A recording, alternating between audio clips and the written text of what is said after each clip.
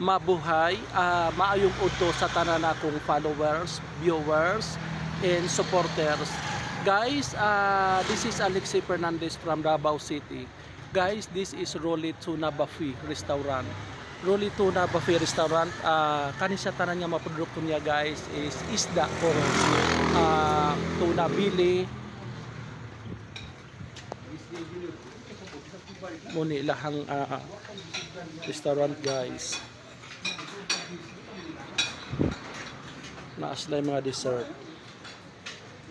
May pork din sila, pero ilang specialty nila is tuna bili. May bihon.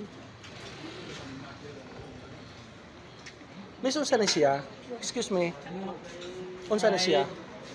Fried salmon. Okay, isda. Isda. This one is the Japon. Salmon. Pangalan? Salmon. Oh, you see?